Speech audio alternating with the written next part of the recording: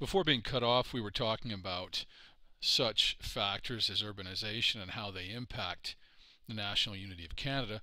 It's important to note, and we discussed the fact that the majority of the population of Canada live in or near cities and not in the countryside. In fact, about 80% of the population is urban-based as opposed to rural-based, and this obviously is going to impact quite significantly the national identity of the country and its national unity. At the beginning of the 20th century, approximately 37% of the population lived in cities, and so it was basically a rural-based population. The country's experience, and therefore its sense of identity, was a rural-based identity. Now, as I had mentioned, 80% of the population now live in cities, and so the idea of identity has changed quite dramatically, and it's going to impact the nature of unity within the country. Let's consider Aboriginal peoples. We talked about that in relation to national identity and how self-determination has been a force that's impacted national unity. Let's consider the Aboriginal peoples of Canada in our discussion of unity. The Aboriginal peoples of Canada as a segment of the population is the fastest growing segment, and now for the first time in history there's over a million people in the country that are of Aboriginal descent, whether First Nations, Métis, or Inuit. Another important factor that's impacted and affected national unity is economic globalization.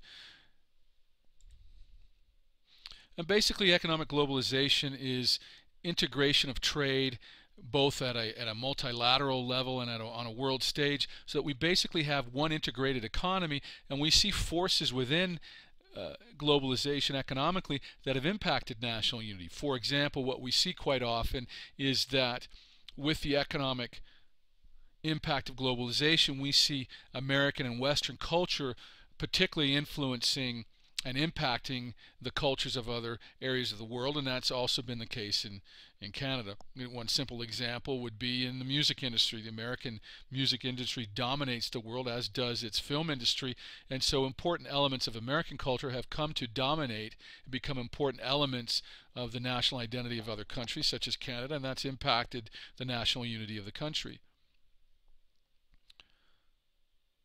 And in fact, agreements in relation to multilateral trade have also impacted Canada. We see free trade between Mexico, the United States, and Canada, and so that would have impact on national unity. And now, quite recently, the Prime Minister of Canada has signed a free trade agreement with the European Union, and so that will also have impact as well.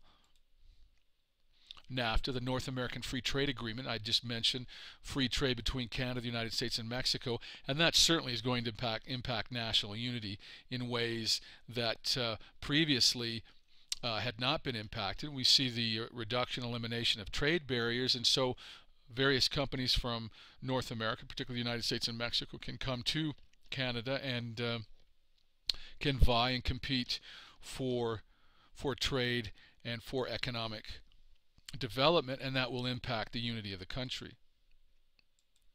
And so we see various forces impacting and challenging national unity in Canada when we talk about such forces as economic, when we think of globalization, also such things as self-determination, Quebec nationalism, the ever-changing face of Canada, its development into a urban-based country with 80% of the population living in cities, as opposed to at the turn of the century about 37%. We see an immigrant population coming in and settling where nearly 20% of that group does not speak either French or English, and so we see a great number of challenges to national unity, and these will continue to impact and influence national identity and will continue to impact national unity as time moves forward.